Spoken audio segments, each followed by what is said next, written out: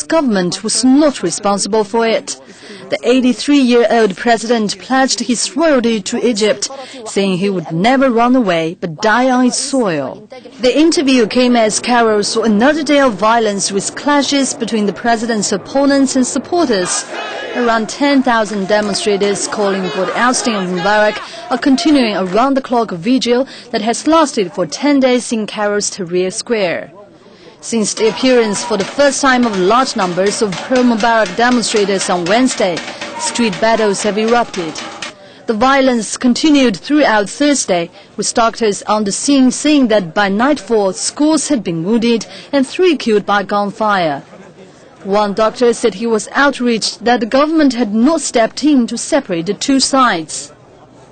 It doesn't matter if these young men are right or wrong, and it does not matter if the people on the other side are right or wrong. What is important is that both sides are Egyptians, and there are two Egyptian sides killing each other. There are young people. Every minute we get an Egyptian youngster who has been injured.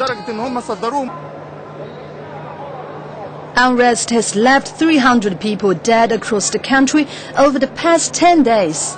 If Mubarak does not step down, demonstrators have planned to march on the presidential palace on Friday. Yang Yan, CCTV. A leading member of Egypt's largest opposition group, the Muslim Brotherhood, has told Al Jazeera TV that the party has no ambition to run for the country's presidency. Mohammed al-Baltagi also said government representatives have indicated that the group, which is formally banned, is to receive official recognition as a party. For more on the U.S. position, we spoke earlier to our correspondent Jessica Stone in Washington, D.C. She told us that the U.S. government is in talks with Egyptian officials about a transition of power. The U.S. is calling for Mubarak to resign and Omar Suleiman, the current vice president, to take over the transition, and that the constitutional reforms, which of course the protesters have been calling for and the U.S. has backed, will be accomplished by the head of the army and by the head of the head field marshal Mohammed Tantawi. They will be in charge of that piece of it during the time. And additionally, the New York Times is reporting that the Muslim Brotherhood, among other opposition groups, will be part of the discussions.